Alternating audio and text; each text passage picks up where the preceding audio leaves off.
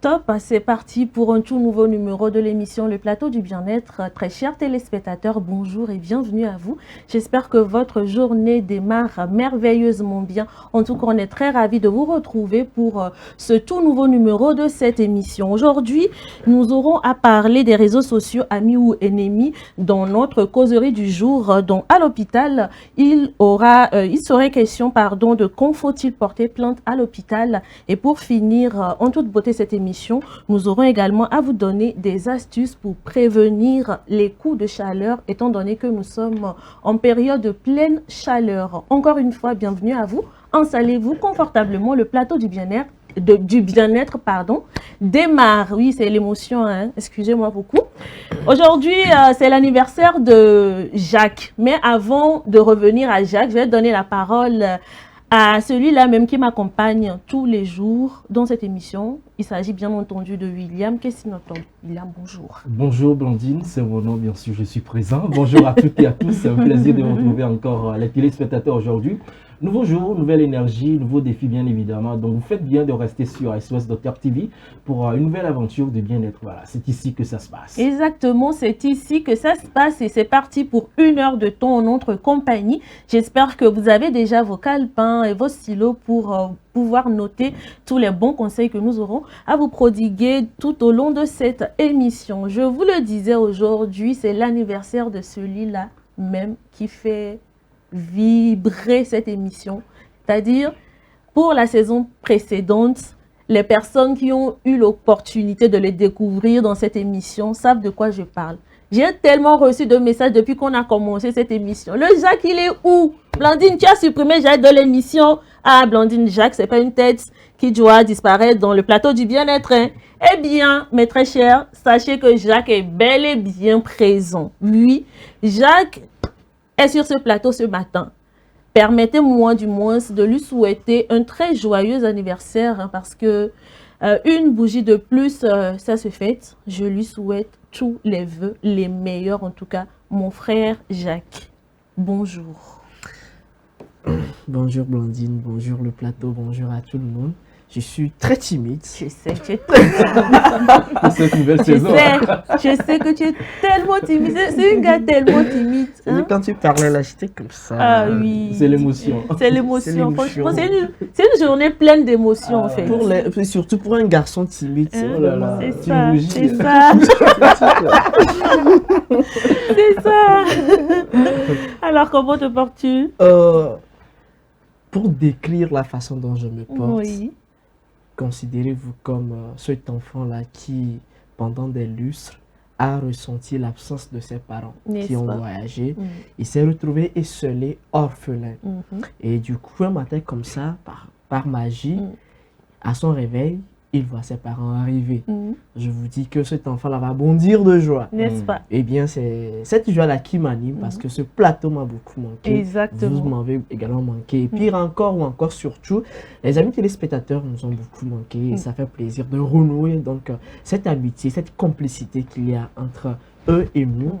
Et ça ne peut qu'être pour le bien de nous tous. C'est le bien-être et c'est le plateau du bien-être. Exactement, c'est le bien-être et c'est le plateau du bien-être. Ça se passe ici et nulle part ailleurs.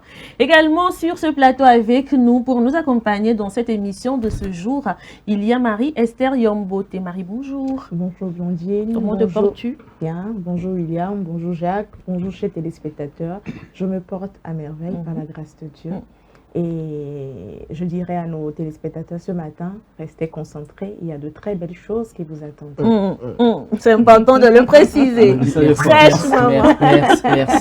Merci pour les vœux, j'ai oublié, merci pour les vœux, merci à tout le monde pour les vœux. En tout cas, je pense que Willy l'a dit, ça se fête. Et en tout cas, vous aurez vos cartes d'invitation. Merci à toutes ces personnes-là qui ont pensé à moi ce matin. C'est un nouveau chapitre qui s'ouvre. Exactement. Nous prions Dieu afin que de belles histoires sont écrites donc, dans ce chapitre. N'est-ce pas? En tout cas, on est très ravis de t'avoir dans cette émission. Continue de nous émerveiller comme tu sais si bien le faire. Bien. Je suis très timide, je suis un garçon timide. Mais les gens me disent que ce garçon, il est trop compliqué. Non. Je n'en sais rien. Bon, Jacques, il est timide, vous-même, vous savez. Timide dans timide. Timide dans griffe. Qu'est-ce que tu veux dire par là? Eh bien, le décor étant planté, nous allons démarrer en bonne et due forme cette émission avec la toute première rubrique. Il s'agit de la causerie du jour.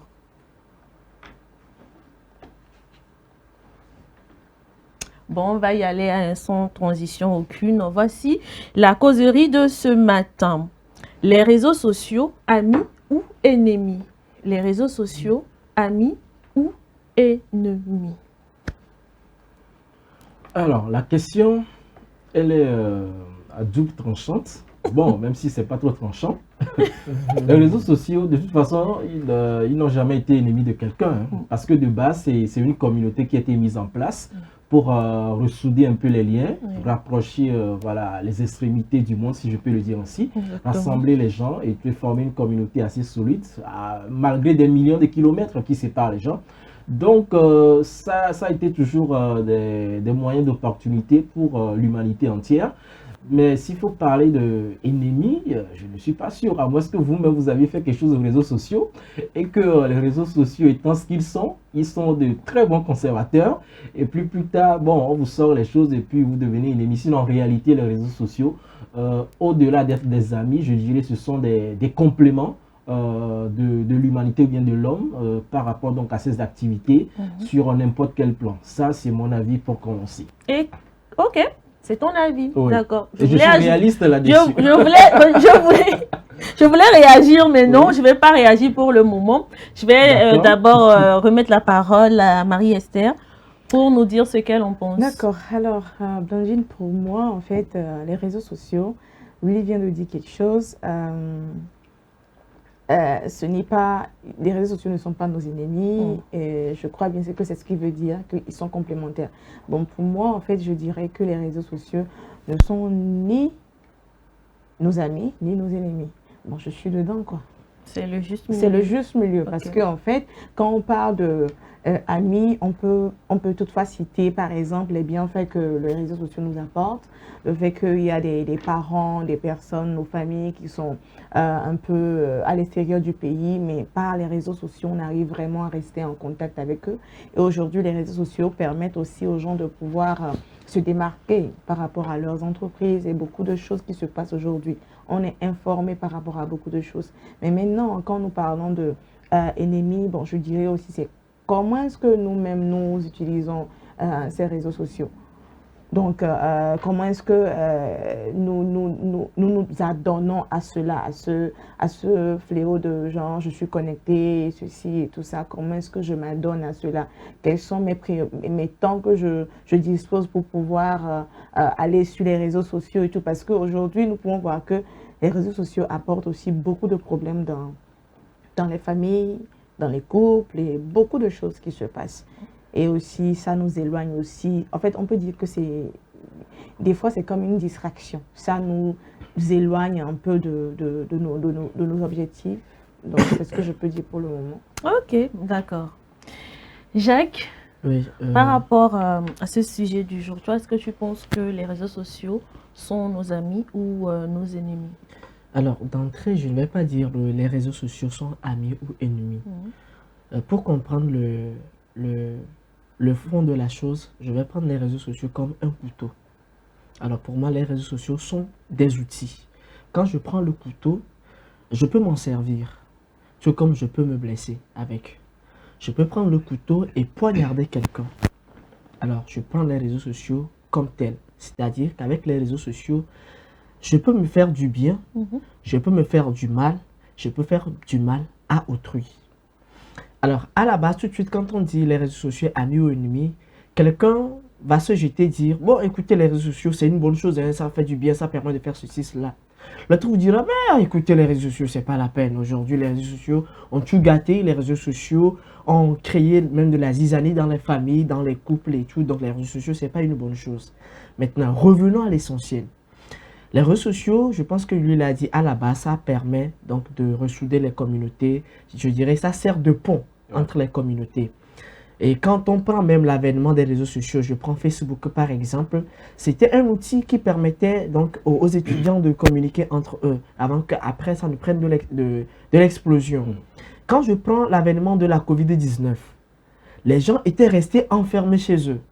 il n'y avait pas vraiment un moyen de pouvoir prendre connaissance ou encore s'informer des uns des autres ou encore créer une certaine communauté dynamique, partager des moments et se déstresser.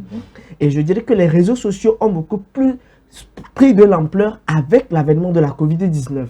Et c'est avec la COVID-19, on a vu même le côté ingénieux de la chose. Parce qu'avant, quand on dit réseaux sociaux, on se dit c'est quoi? C'était beaucoup plus abstrait. Mais les réseaux sociaux, la COVID-19 nous a permis de voir l'autre côté de la chose. Alors, les réseaux sociaux amis dans ce sens où ça permet à Willy et moi d'être en contact. Même il peut être à Chicago, je ne sais où, on est toujours en contact. C'était comme si on est dans une même maison. On est dans le même pays. Les réseaux sociaux nous permettent aujourd'hui facilement de communiquer notre connaissance, de communiquer notre savoir-faire. Et si aujourd'hui je veux impacter quelqu'un, je peux me servir des réseaux sociaux. Je prends juste l'exemple du jeu Génie Imhotep que nous faisons les samedis. Regardez un peu l'enthousiasme que ça suscite. Regardez un peu l'effervescence même que cela donne. Quand on prend même ceux-là qui ne sont même pas dans le studio. Et ça permet même à d'autres élèves, malgré qu'ils ne soient pas dans le studio, mais de commencer par lancer des hostilités à leur adversaire et de permettre également à ces adversaires-là de savoir se préparer et prendre leur revanche. Et est-ce que nous savons que quelqu'un quelque part veut même se servir de ce modèle-là et commencer par nourrir en lui cette ambition-là de devenir un scientifique, de devenir ceci, de devenir cela? Alors, les réseaux sociaux aujourd'hui sont vraiment amis. Mais ça devient ennemi du moment où aujourd'hui les réseaux sociaux ont créé un suicide. Les gens se sont suicidés parce qu'un jour, ils se sont réveillés et ils ont vu leur image sur les réseaux sociaux. C'est tout comme la petite histoire, la dernière fois, la police a interpellé un jeune comme ça. Il a pris le téléphone de la dame avait un problème avec son téléphone, mais jeune, aide-moi à faire ceci. Et vous savez, les femmes aujourd'hui, je ne vais pas tirer sur vous, hein, mais les femmes aiment très bien avoir de ces clichés-là, entre guillemets, ces clichés qui ne sont pas, qui relèvent de leur intimité propre dans leur téléphone. Donc la dame avait tellement de ce que nous appelons aujourd'hui les nuits dans son téléphone. Le jeune aussi, véreux qu'il soit, quand il a pris le téléphone pendant qu'il servait la dame, il a profité, transféré les fichiers chez lui. Et il a supprimé maintenant les fichiers auprès de la dame et il a commencé par menacer la dame. Mais si tu ne me donnes pas telle somme, je vais publier ça sur les réseaux sociaux. C'est devenu un chantage et la dame ne sachant pas quoi faire, puisqu'elle a le mari à l'extérieur, elle dit pour elle, c'était des outils pour essayer d'électriser le monsieur à distance. Voilà. Est-ce que vous voyez? Et donc, ne sachant pas quoi faire, elle était obligée d'aller voir la police. Vous voyez le revers de la chose. Donc, ça voudra dire que on n'est pas encore directement allé sur les réseaux sociaux, mais juste l'outil, le téléphone portable, lui, il en a fait un autre usage et ça va jusqu'au chantage. Alors, comme je l'ai dit, c'est comme un couteau, tout dépend de l'usage qu'on en fait avec. Et aujourd'hui, il a lieu de rappeler que les réseaux sociaux, à la base, c'est rien, mais tout dépend de ce que nous voudrions faire avec. Et les gens se sont suicidés. Il y a également, les réseaux sociaux ont permis également à ce que la peur devienne aujourd'hui notre oxygène. Ou encore la désinformation soit notre oxygène.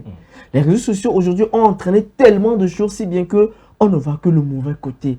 Mais est-ce que tout le temps on doit voir le mauvais côté? C'est vrai, d'autres nous diront les réseaux sociaux font du bien, mais en quoi les réseaux sociaux nous sont profitables? Il faut être concret dans ce que nous disons. Je m'arrête là pour le moment. Tu t'arrêtes là pour le moment. Ok, merci beaucoup à tout un chacun pour vos interventions. Vous savez qu'aujourd'hui, les réseaux sociaux sont vraiment accessibles à tous et c'est vraiment quelque chose qui fait partie intégrante de notre vie quotidienne.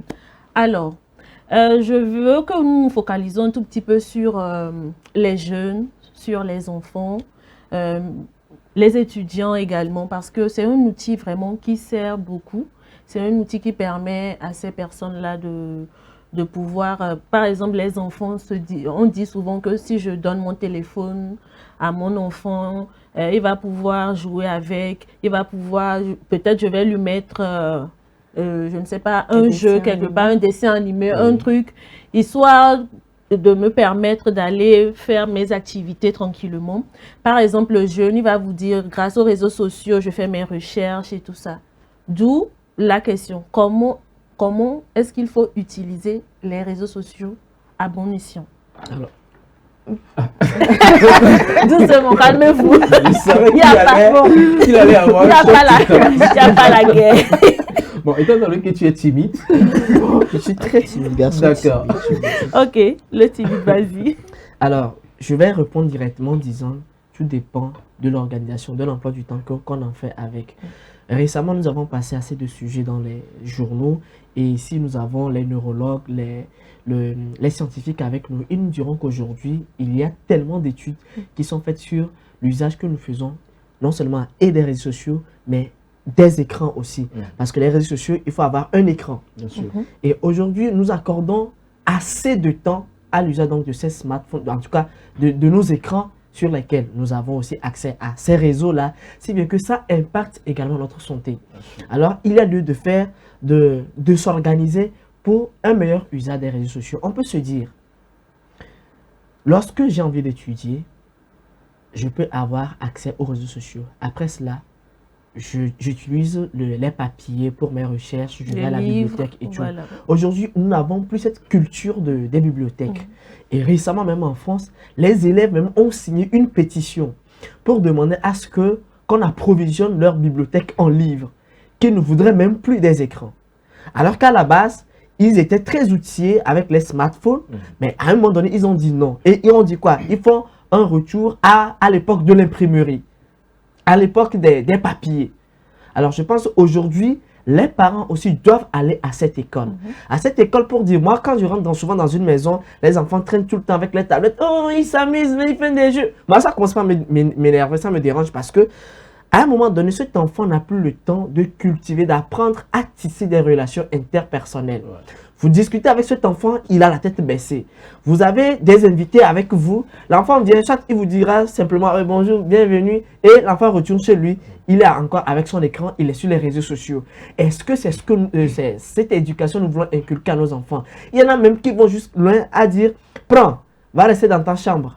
Et la maman est occupée à faire autre chose. Mais il y a des jeux aujourd'hui qui sont non seulement ludiques, mais instructifs aux enfants, qui permettent de développer le cognitif de l'enfant, son quotient intellectuel. Mais est-ce que nous ne pouvons pas aller vers là, que tout le temps croire que c'est avec les réseaux sociaux, on peut découvrir des choses? Et parlant des recherches, je te reviens un instant, je vais permettre continue les recherches. Je vais permettre à Uli de réagir parce qu'il risque d'oublier ce qu'il voudrait dire par rapport au sujet. Je suis en train de suivre très religieusement le développement de Jacques et je suis parfaitement d'accord avec lui parce qu'il évoque un sujet assez pertinent. Aujourd'hui, avec les réseaux sociaux, c'est vrai, le thème c'est ami ou ennemi. Ça devient ennemi où on est carrément coupé donc, du monde. On est donc, parfois il y a des enfants, mais ils ne vous saluent même pas. Ils sont tout le temps cloîtrés sur leur téléphone, tête baissée. Il y avait cette histoire de génération tête baissée en temps. Maintenant, le truc qui est difficile, c'est que les parents veulent se débarrasser des enfants. On leur donne tablette, téléphone, et puis ils vont aller travailler. Mais ça, c'est compliqué. Parce que le contact de l'écran avec les yeux, déjà, ça pose un problème pour les yeux. Là, ils vont devoir dépenser maintenant pour des verres médicaux. Ça fait un autre frais ailleurs. Alors, il y a aussi ce qu'on appelle le Family Link pour les enfants. Quand ils sont sur les réseaux sociaux, en fait, sur une tablette, il va falloir renseigner toutes ces informations pour dire comme quoi l'enfant a moins de 18 ans, pour que l'algorithme sache quel genre d'informations, de vidéos ou de bandes dessinées pourrait-il donc proposer à l'enfant pour son épanouissement. Mais le truc, c'est que ici, bon, je vais dire l'Afrique ou le Togo, les parents n'ont pas cette culture-là. Ils ne veulent pas aller aux informations, faire des recherches pour en savoir plus sur comment guider l'enfant sur l'utilisation des tablettes. Aujourd'hui, même, c'est compliqué. Je crains que plus tard, il y aura même cette affaire de tablettes avec lecture à l'école.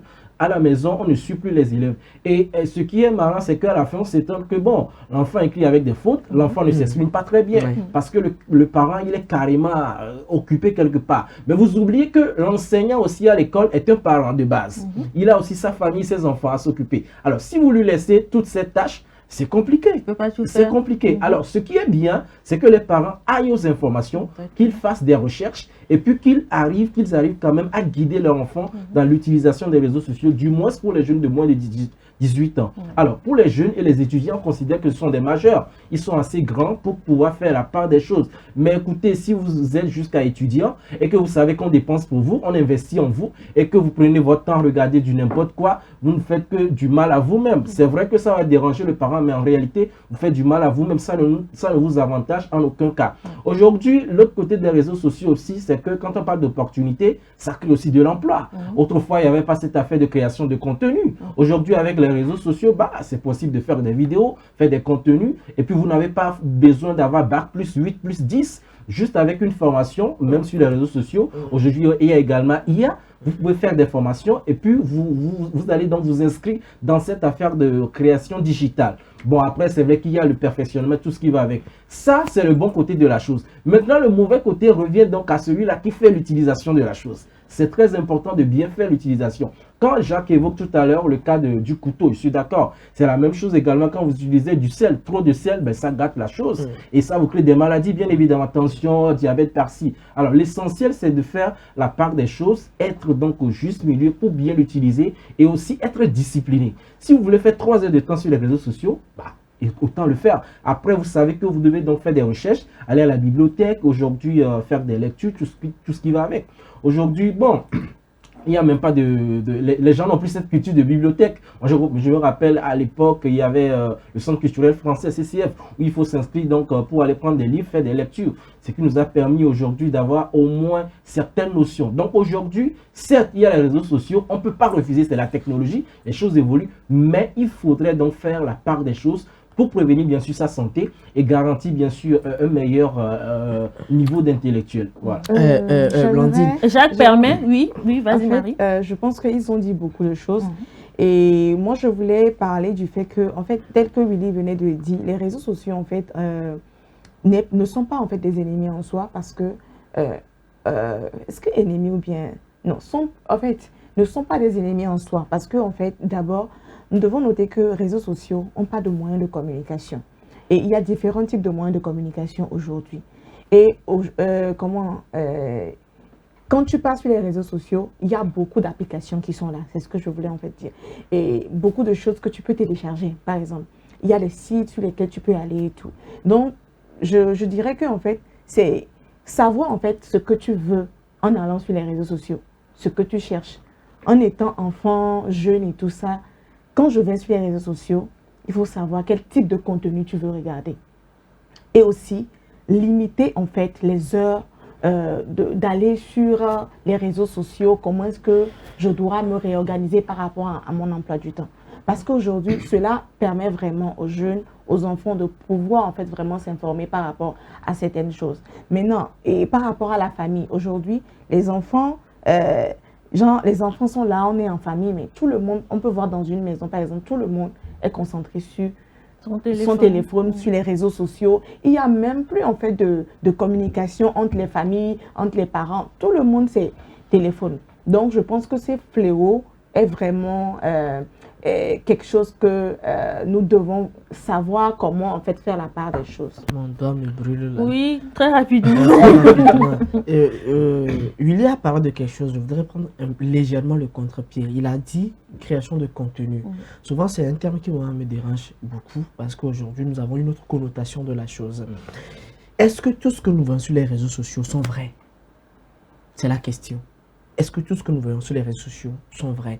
Et moi, j'ai apprécié cette disposition qu'a prise la Chine. Si tu n'as pas un diplôme dans un domaine donné, tu ne crées pas de contenu dans ce domaine.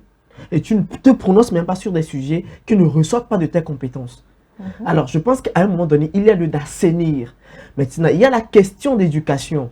Vous et moi, aujourd'hui, nous sommes appelés à être des parents, ou encore certains sont parents. Et il y a lieu aujourd'hui d'inculquer la notion d'emploi du temps dès le bas âge aux enfants. L'enfant doit savoir quand est-ce qu'il faut faire usage de son écran ou avoir accès aux réseaux sociaux et quand est-ce qu'il faut se focaliser sur les livres. Parce que quoi qu'on dise, moi je pense qu'aujourd'hui, il y a lieu, si on veut parler de recherche, il y a lieu quand même d'aller vers les livres. Parce que les vérités se trouvent dans les livres, les vérités sont cachées dans les livres. Aujourd'hui, on me dira, avec les réseaux sociaux, il y a même des parents qui sont à table, qui n'arrivent même pas à discuter. Même la nuit, et le monsieur et la femme sont au lit, mais la dame a la tête plongée dans son téléphone. Mais ça veut dire comment je te renvoie? Ils s'écrivent. Mais moi, je te renvoie. Jacques, doucement. Non, mais c'est le divertissement. Quel divertissement? Pourquoi tu te retournes vers moi et tu me Peut-être dis que je tu es te une renvoie? femme. Peut-être que tu es une femme. C'est-à-dire qu'à un moment donné, on ne voit pas l'ampleur de la chose. Vous allez dans une maison, la question se pose. À quel âge on doit laisser un enfant avoir accès à son écran et aux réseaux sociaux? Maintenant, quand l'enfant a accès à une tablette ou aux réseaux sociaux, quelles sont les dispositions qui sont prises au niveau même de ses yeux? Comment est-ce que nous protégeons les yeux de cet enfant? Comment est-ce que nous protégeons, nous tamisons les informations auxquelles cet enfant a accès? Y compris même les adultes. Donc il y a la question d'éducation. Je reviens sur ça. La question d'éducation s'impose. Aujourd'hui, tout le monde est parent. Est-ce que nous sommes tous appelés à être parents? Je n'en sais rien. Est-ce qu'aujourd'hui, nous avons les bases solides qu'il faut pour être parents? Si on n'a pas les bases qu'il faut, il y a le de cultiver. Il y a le de faire des mises à jour continuelles. Aujourd'hui, on pense parce qu'on a dit oui, je t'aime, on s'est mis dans un couple, on a fait des enfants, on est devenu parents. Mais je dis c'est faux. Il faut te calmer, d'accord?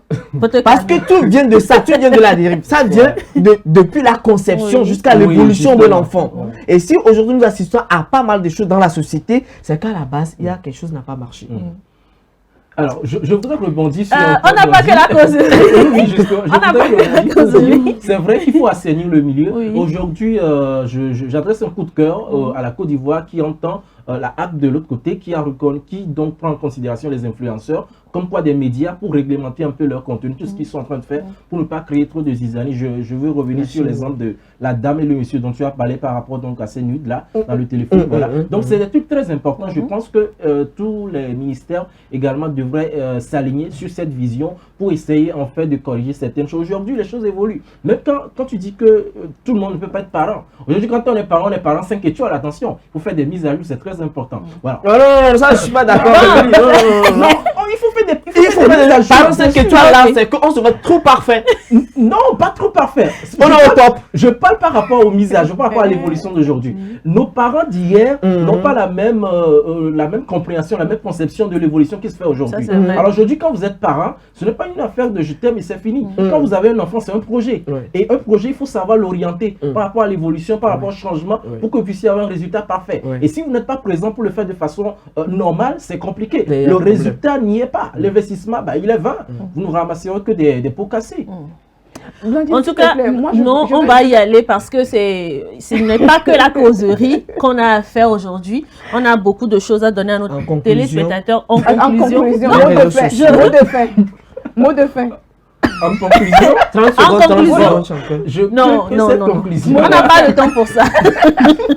En conclusion, les réseaux sociaux sont des outils. En conclusion, étant donné que les réseaux sociaux font partie de notre quotidien. Vie, voilà, il faut savoir fixer des limites. Il faut savoir fixer déjà les horaires d'utilisation, ce qui concerne les enfants, parce qu'on ne peut pas interdire aux parents de donner de donner leur téléphone, les tablettes et autres là, à leurs enfants. Du coup, essayer du moins de fixer des horaires par rapport à l'utilisation des téléphones, genre par rapport à l'écran tout simplement. Essayer de fixer des horaires par rapport à ça.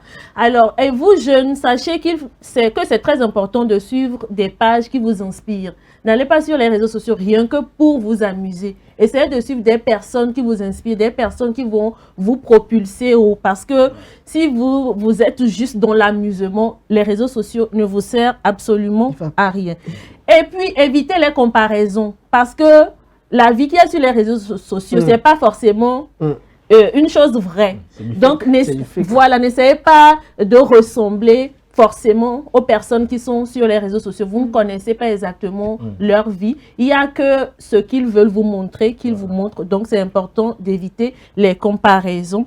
Et il faut savoir faire usage. Il faut apprendre aussi à faire usage bien sûr, des réseaux sociaux. Justement, j'en venais. Il faut forcément apprendre à utiliser ces réseaux sociaux-là à bon escient. Parce que si ce n'est pas le cas, vous-même, vous savez, actuellement, là, les forces de l'ordre sont aux aguets.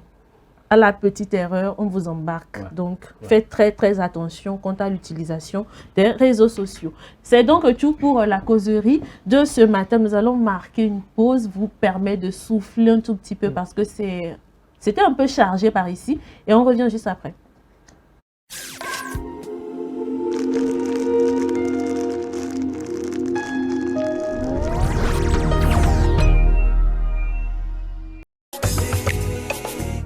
Afrique, association internationale des médecins pour la promotion de la santé en Afrique, première ONG internationale d'origine africaine spécialisée dans les actions médico-chirurgicales humanitaires. M-Afrique, c'est la promotion de la santé et l'éducation pour tous en Afrique. M-Afrique est membre du Conseil économique, social et culturel de l'Union africaine, le COSOC UEA, également accrédité à le COSOC ONU. Les médecins de M-Afrique, présents en Afrique et en Occident, réalisent chaque année plus de 2500 opérations chirurgicales et 25 000 consultations médicales spécialisées gratuites en zone rurale et périurbaine en Afrique. M-Afrique, c'est la formation continue des acteurs de la santé, la recherche, les missions médico-chirurgicales humanitaires foraines gratuites, la lutte contre les maladies transmissibles et non transmissibles, la promotion de l'éducation pour la santé, le développement communautaire. M-Afrique, une nouvelle vision de la solidarité africaine. M-Afrique, c'est amener l'hôpital vers les populations rurales et vulnérables. À l'hôpital, quand on est malade, stressé ou pressé, chaque minute compte. Chercher la bonne personne ne devrait jamais être une source d'inquiétude supplémentaire. C'est pourquoi, au Togo, une nouvelle mesure est désormais en vigueur dans les formations sanitaires. Le personnel de santé porte des tenues réglementaires harmonisées, facilement reconnaissables grâce à un code couleur simple et clair. Par exemple, blanc, c'est le médecin. Blanc au col bleu, c'est l'infirmier. Rose rayé, c'est la sage-femme. Désormais, selon le service recherché, consultation, soins, maternité, pharmacie ou appui au service, vous identifiez plus rapidement le bon professionnel. Des gestes simples. Regardez la couleur de la tenue, lisez le nom et la fonction et avancez sereinement. Dès l'entrée et dans les couloirs, suivez les panneaux et affichages pour savoir vers qui vous dirigez. À défaut, adressez-vous à l'accueil qui vous orientera. Ensemble, pour un hôpital plus lisible, plus organisé et plus efficace au service de tous.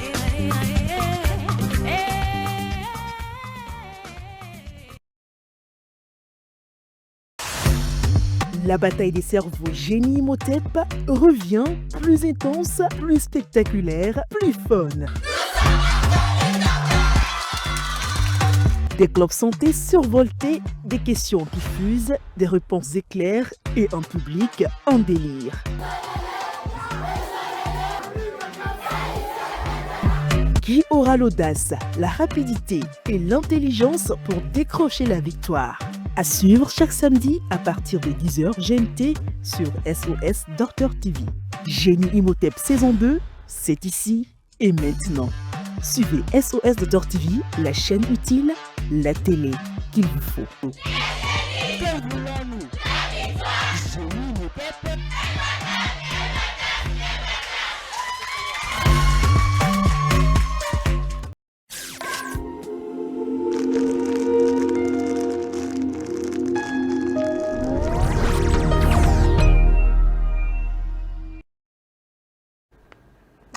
Voilà, de retour donc sur ce plateau, dans cette émission, les discussions par rapport aux réseaux sociaux continuaient, ce qui me pousse à reprogrammer, à reconduire le sujet sur la semaine prochaine.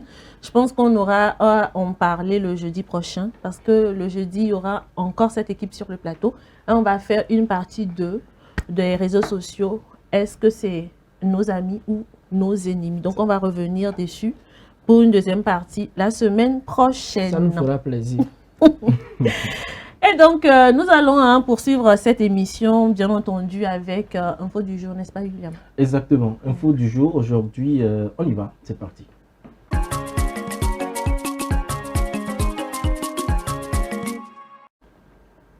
Voilà, dans le cadre de la réorganisation interne du fonctionnement des formations sanitaires, le gouvernement togolais a entrepris un certain nombre de réformes, parmi lesquelles la réglementation de la tenue vestimentaire du personnel des formations sanitaires publiques, privées et confessionnelles.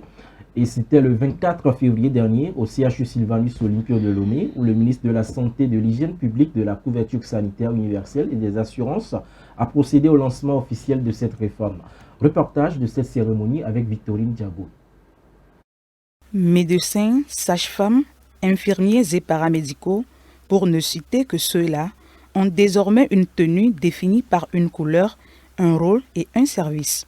Pour les bénéficiaires, cette réforme améliorera concrètement la lisibilité, l'efficacité et la qualité du service rendu, et permettra l'identification immédiate des différentes catégories professionnelles au sein des formations sanitaires. Nous sommes particulièrement très fiers de ce code vestimentaire. Au moins ça met la distinction et la particularité dans l'exercice de notre fonction. L'impact que ça peut avoir sur notre prestation, c'est que les patients ne se troublent plus à qui ils doivent s'adresser. Parce qu'il arrive des fois que les patients se perdent, ils n'arrivent pas à reconnaître les sages-femmes, ils n'arrivent pas à distinguer les médecins, ils n'arrivent pas à distinguer les instrumentistes et autres. Mais avec ce code vestimentaire désormais, je crois que chaque patient qui entre dans ce centre saura qui est sage-femme, qui est médecin, qui est infirmier, infirmière, qui est kinésithérapeute. La réforme du code vestimentaire s'inscrit dans une dynamique nationale de transformation du système de santé au Togo. En recevant cette dotation, le CHU Sylvanus Olympio renouvelle son engagement à accompagner avec responsabilité et professionnalisme les réformes engagées au profit des populations. Cette dotation ne doit pas être perçue comme un appui matériel. Elle va au-delà et est un symbole d'exigence professionnelle, un instrument d'uniformisation normative et un engagement moral envers nos patients, tout en renforçant leur confiance. Nous prendrons toutes les dispositions nécessaires pour assurer une application rigoureuse, mais également pédagogique de la nouvelle réforme. L'absence de distinction visuelle nette entre les différentes catégories de personnel peut générer des confusions, retarder l'orientation et la prise en charge des patients. C'est pour répondre à cette exigence d'organisation et de protection de l'usager que cette réforme a été engagée et poursuit 3 objectifs complémentaires.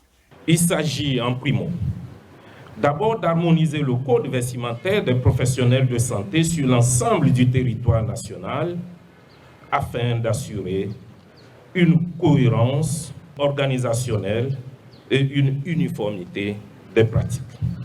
Il s'agit en second de faciliter pour les patients et leurs accompagnants l'identification claire et sans équivoque des personnels habilités à contribuer à leur prise en charge, facilitant ainsi une meilleure orientation et une plus grande fluidité du parcours des soins. Chers acteurs du système de santé, votre engagement quotidien auprès des patients constitue le socle de notre action collective. La réussite de cette réforme repose sur votre adhésion pleine, entière, ainsi que sur votre implication active. Nous comptons sur votre sens de devoir et nous savons toujours compter sur vous et votre professionnalisme pour que l'image projetée par nos formations sanitaires soit à la hauteur de la qualité des soins que nous devons à nos concitoyens. Désormais, grâce à cette réforme, les patients, souvent en situation de vulnérabilité, d'anxiété ou d'urgence, n'auront plus de difficultés à identifier clairement les professionnels habilités à assurer leur prise en charge. Voilà, à l'instant, c'était le lancement sur la réglementation de la tenue vestimentaire du personnel des formations sanitaires. Aujourd'hui, on sera à l'hôpital, on ne sait pas qui est qui fait quoi, mais je pense qu'avec ce lancement qui a été fait finalement, on aura donc plus de précisions sur le type de corps médical auquel appartient chaque médecin, bien évidemment. Moi, je suggérerais peut-être plus tard, on pourrait mettre peut-être des insignes pour encore donner plus de précision. On sait que telle personne est sage-femme et tout, mais bon, je pense que c'est une belle initiative. En tout cas, félicitations au ministère de la Santé pour en parler. Quelque chose à ajouter? Bon, moi j'ai vu je pense que dans le spot, il y a de ces badges-là façon au niveau donc, de la poitrine. Je pense que dans certaines structures, se fait peut-être que les réflexions sont en cours, ça va se faire nécessairement. Donc, peut-être que dans l'hôpital, on reviendra plus amplement. Bien entendu, on reviendra. Faire le distinguo entre ces différents. On peut même prendre toute une semaine pour permettre aux téléspectateurs de savoir vers qui se tourner, qui porte telle chose, qui porte telle tenue, qui porte telle couleur. Comme ça, quand on se rend à l'hôpital, maintenant, on est tranquille. Voilà. L'infirmier ne se prendra plus pour médecin. Je t'assure. Il y aura plus de raquettage. Et justement, ça nous conduit donc à la prochaine rubrique qui parle donc du centre médical de Michel Gou. C'est le MODOC avec toi, Blondine. Exactement, les MODOC qui nous permet déjà d'avoir assez d'informations sur les hôpitaux, sur tout ce qui se passe à l'intérieur de l'hôpital, pas que du bon côté, également les mauvaises choses. Et bien entendu, aujourd'hui, nous allons parler du donneur de rein, pardon. C'est dans cet élément, suivez et on revient juste après.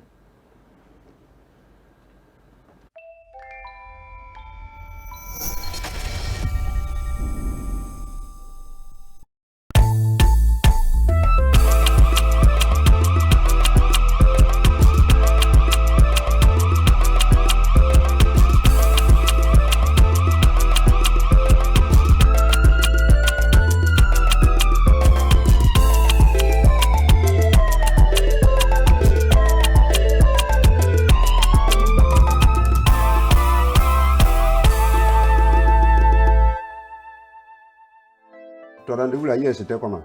Quel rendez-vous? Demandez. Attends, tu parles à un vieux routier. Tu n'avais pas rendez-vous avec une petite fraîchine? Moi, je n'avais pas rendez-vous. Demandez. Quand tu étais au téléphone là, quand tu parlais là, moi j'écoutais. Dès que je prends le téléphone, tes vieilles oreilles là, tu tires ça pour m'écouter. Attends, est-ce que tu sais que tu es vieux? C'est à moi que tu parles comme ça? Oui, c'est à toi que je parle. Est-ce que je suis avec un bois? Attends, demandez, on ne respecte pas, tu ne me respectes pas, hein? Quand tu t'as la petite enfant, dit qu'elle a cassé ton cou. Moi, on ne peut jamais me plaquer à Abidjan. On t'a plaqué. Je dis, moi et puis toi, on n'a pas les mêmes capacités. On ne peut pas avoir la même capacité. Voilà. Tu es trop petit. L'amour là, c'est pour les grands. C'est pas pour les pauvres types comme toi. Je te dis ça. Il faut revoir ta copine. Toi, tu as l'argent. Bonjour, monsieur. Ouais, tu as quel problème de santé? Je me porte bien, ça va. Non, quand on te voit, on sait que tu es malade. Non. Il y a ma chérie qui est dans la chambre 4 là. C'est elle que je suis venu voir. La grosse femme qui a insuffisance rénale là? Oui. C'est pour ça que je suis venu pour voir si elle peut lui donner mon rein. Est-ce que tu sais de quoi tu parles? Toi comme ça là, toi maigrilet comme ça, tu as donné rien à cette dame là. Si elle lui donne mon rein.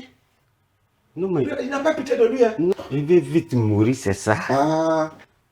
Est-ce qu'il faut lui dire que quand on meurt là, on ne revient plus? Tu veux mourir?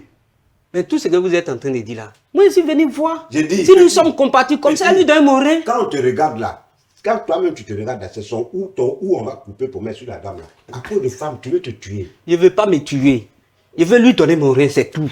Vous n'êtes pas compatibles, tu ne peux pas lui donner ton rein? Tu as compris ton rein, tes petits reins là pour mettre dans elle, c'est insignifiant.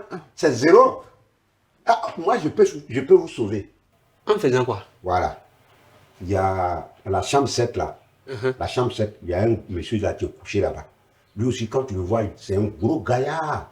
C'est le même poids lourd là. Il a un seul parent qui vient une fois tous les dimanches. Donc lui, on peut abréger sa vie. Comme ça, on prélève ses reins là pour sauver ta chérie là. Comme ça, ça va. Mais ça va coûter. Si vous avez de l'argent, on peut faire ça. Je n'ai pas l'argent. C'est pour ça que je suis venu moi-même donner mon rein. J'ai dit, tu ne peux pas donner. Toi, tu ne peux pas donner. Quand tu la regardes là, tu n'es pas compatible. Vous n'êtes pas compatible. Regarde sa forme et puis regarde ta forme squelettique là. Toi, tu peux donner là. Toi, tu as étudié la médecine où? Pour que la compatibilité des reins soit dépendante du poids. Tu as appris ça où? C'est lui qui a dit. Où tu l'as fait? Parce que j'étais là suffisamment longtemps pour attendre tes anéries. Tu devrais en avoir honte. Venez avec moi. On va faire des tests parce que c'est les tests qui vont démontrer s'il y a compatibilité ou incompatibilité, d'accord? Je suis désolé hein, pour... Et tu arrêtes ta comédie là, ok? Tu peux jouer le pitre avec Diomandé ou Dao, mais pas avec moi. On est d'accord?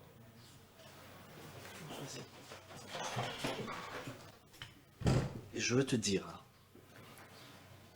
si le monsieur de la chambre 7 venait à décéder, crois-moi, c'est ton salarié là que je vais enlever, que je vais lui mettre, parce que lui, je vais lui faire ça, cette greffe-là, et toi, je vais te mettre du chewing-gum dans tes reins. Mais franchement, il y en a marre, quoi. Ton maudit, comme tu aimes le dire, des bêtises, ton maudit, je te dis, ton maudit. Tu as mes chewing-gum dans mes reins. Toi-même, ton maudit. C'est moi qui te dis ça.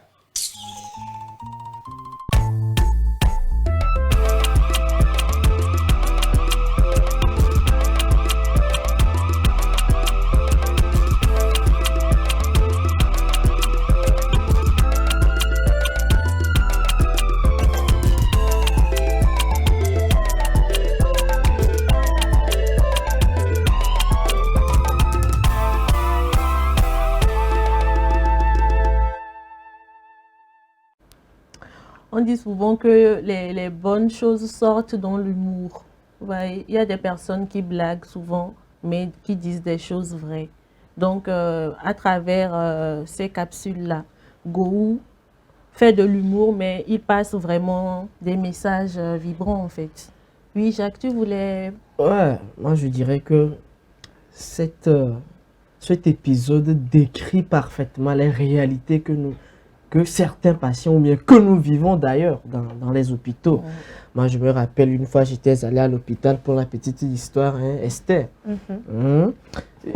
Lorsqu'on devait me faire les injections, l'infirmière s'est mise à discuter avec son ami qui était à côté. Et je vous assure que pendant tout ce temps, on m'a oublié.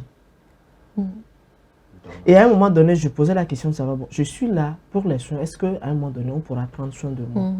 Alors, il y a cet aspect moqueur qui, moi, me dérange personnellement. Vous imaginez quelqu'un qui vient à l'hôpital pour faire un don de rein.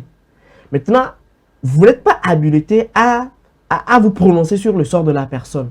Mais vous commencez par vous moquer de la personne, mais tiens, toi, tu es qui? Et c'est la même chose, vous arrivez à un moment donné, on dit, toi, tu as quoi?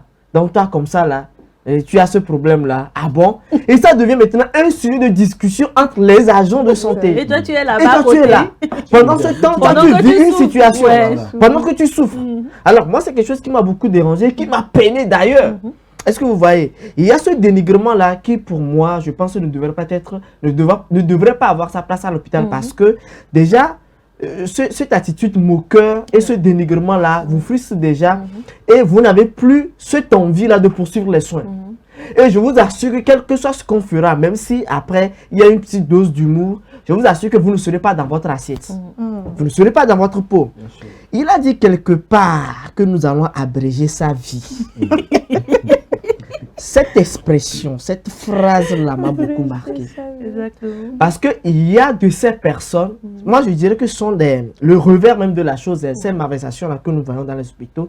Il y a ces personnes-là qui, soit on vous dira, tu sais, ici on n'a pas le matériel qu'il faut. Prends mes coordonnées, prends ma carte là. Tu viens me voir après dans tel endroit. Et je pense qu'on saura t'offrir des soins qu'il faut. C'est le même scénario. Oui, soit on vous dira, ben, écoute, monsieur, vous n'avez pas les moyens. Bon, vous savez, soit vous faites ceci et ça passe ou encore, on n'a pas le choix.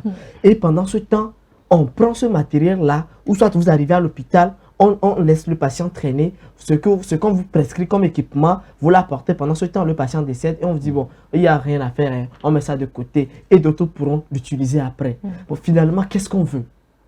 Qu'est-ce qu'on veut? Qu'est-ce qu'on veut? C'est-à-dire que pour certains intérêts, pour des fins que je ne saurais qualifier, on est prêt à ôter la vie à quelqu'un pour son bénéfice. Bien sûr. Et moi, je pense que ça, là, on devait sanctionner ça, on devait condamner ça. En tout cas, moi, je condamne ça de la plus grande fermeté. Parce que moi, ça m'a fait mal. Je suis parfaitement d'accord. Moi, ça m'a fait mal. Parce que c'est une question de vie après tout. Et c'est des choses comme ça, les gens vivent au quotidien. Ouais, justement, et je pense que ça cadre bien, Blandy, je vais finir. Non, c'est bon, Jacques, c'est bon. Le message est passé. Le message est passé. Ça cadre très bien. Il faut éclairer notre lanterne. Nous allons continuer. Ça nous permettra de relever ces erreurs-là pour que ça soit corrigé. On y reviendra tout à l'heure. Voilà. On y reviendra tout à l'heure dans la rubrique à l'hôpital. C'est la raison pour laquelle je suis même pressée. Parce que le temps nous talonne, même vous savez. Alors, William, nous allons y aller avec santé environnement. Bien sûr, santé environnement, on va parler donc des coups de chaleur aujourd'hui. Donc, je vais vous donner des astuces simples et pratiques pour prévenir les coups de chaleur. C'est juste après ceci.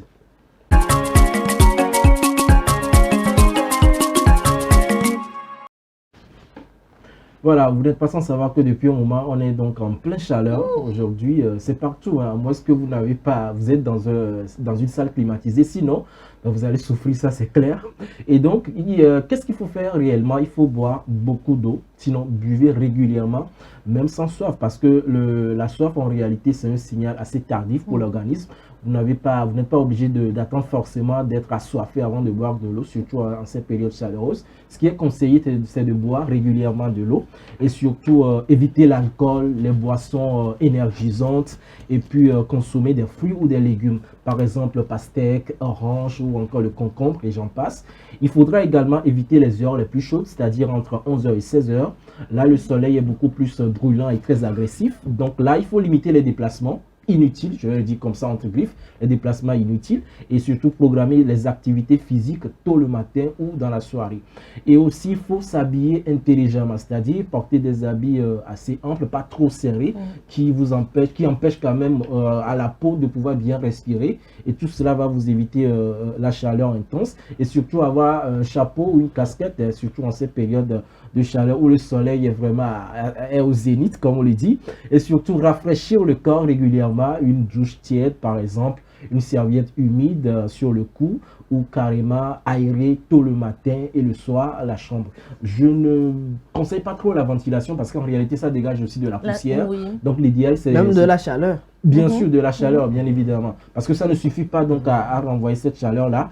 Et aussi, ne laissez surtout pas un enfant ou soit une personne âgée, du moins un homme en général, dans une voiture peut-être fermée ou dans une salle fermée où il n'y a même pas de climatiseur, d'aération. Là, c'est très dommage. Les minutes qui vont suivre peuvent être vraiment très fatales. Donc, c'est à donc éviter. Et aussi, surveiller surtout les signes d'alerte, la peau sèche par exemple, qui est chaude, la fatigue extrême ou les nausées qui suivent, les étourdissements, tout ce qui va suivre. Donc, si les symptômes comme ça persistent, l'idéal, pas d'aller donc acheter un médicament paracétamol à côté, mais plutôt d'aller à l'hôpital. Voilà, ça c'est l'idéal pour se faire consulter par un médecin et avoir donc un meilleur traitement. Voilà, ce qui donc regroupe aujourd'hui des astuces simples et pratiques contre les coups de chaleur. Le soleil, c'est une bénédiction, on est d'accord, il exige du respect, mais l'essentiel c'est d'écouter votre corps, hydrater votre corps bien sûr et protégez-vous, c'est important. Voilà. Merci beaucoup William pour toutes ces informations-là. Alors nous allons poursuivre cette émission en marquant une pause et tout juste derrière, nous allons nous entretenir bien entendu donc, à l'hôpital avec Marie-Esther. On doit à l'entame de cette émission qu'aujourd'hui nous allons parler de quand faut-il porter plainte à l'hôpital, donc à l'hôpital et c'est bien sûr avec Esther. C'est juste après le jingle.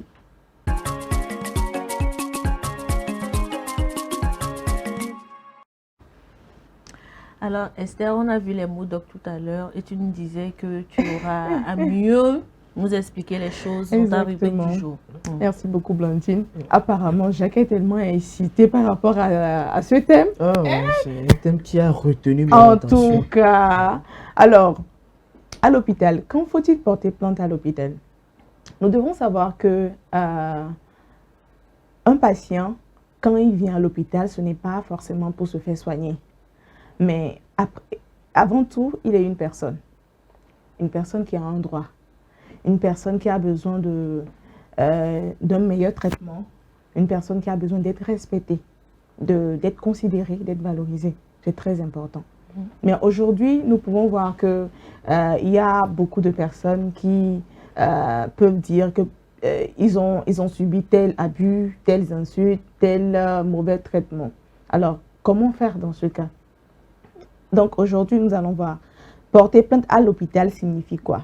Cela signifie d'abord signaler en fait les abus auxquels nous nous sommes confrontés, signaler les injustices, la corruption, les erreurs qu'un professionnel ou service de santé qui a fait à notre égard par exemple, afin d'obtenir réparation ou gain de cause. Alors, quand porter plainte à l'hôpital? Nous devons porter plainte à l'hôpital quand il y a une erreur médicale grave. Par exemple, quand nous parlons de mauvais diagnostic, traitement inadapté, opération ratée. Quand il y a négligence ou refus de soins, absence de suivi, retard volontaire, refus d'accueil. Quand il y a mauvais comportement du personnel, violence verbale, physique, ensuite manque de respect. Quand il y a la corruption, abus financiers, paiements illégaux, surfacturation, détournement de médicaments. Et quand il y a atteinte aux droits du patient. Nous pouvons le voir, nous l'avons vu tout de suite dans les MODOC, ce qui s'était passé. C'est très important. Alors, où et comment porter plainte? Nous devons savoir que porter plainte ne veut pas dire saisir un tribunal, non, mais plutôt saisir les personnels de santé. Aller à la direction de l'hôpital, signaler ce qu'on vous a fait, si on vous a insulté, si on vous a maltraité, signaler cela à la direction de l'hôpital. Aux autres professionnels, les médecins, infirmiers, sages-femmes, signaler cela. Et au ministère de la Santé. C'est très très important pour notre bien-être. Parce que notre frère Jacques venait de le dire tout de suite, avec tout ce qu'il a eu à vivre, son expérience, vraiment c'est désagréable. Et des fois, tu n'as même plus envie de revenir dans cet hôpital-là. Normalement, tu es venu à l'hôpital, on doit prendre soin de toi, on doit être à ton écoute, mais finalement, tu es là, c'est comme histoire de moquerie, ou bien on ne prend pas soin de toi. Sincèrement, c'est un peu désagréable. Donc, c'est très très important si vous avez été abusé, maltraité, signaler cela à la direction de l'hôpital, au personnel de santé, afin qu'on puisse améliorer votre prise en charge. Merci. Merci beaucoup Marie-Esther de nous avoir éclairé sur ce sujet-là. Je pense qu'on en a fini pour aujourd'hui, William. Si tôt? Si tôt. Bah. 1 heure, ça passe vite. Bien sûr, bien sûr. En tout cas, c'est un plaisir. On espère qu'on vous a servi le bien-être sur un plateau d'or aujourd'hui avec des informations essentielles qui, bien sûr, vont vous permettre d'être dans les meilleures conditions désormais pour être prise en charge et aussi apporter un plus à vos connaissances. Voilà. Merci beaucoup pour votre fidélité. Merci pour votre fidélité. Parlant de fidélité, on se retrouve demain matin à 10h30 pour un tout nouveau numéro de l'émission Le Plateau du Bien-être. D'ici là, portez-vous bien. Merci également à l'équipe technique qui nous a accompagnés pour la réalisation de cette émission du jour. À demain.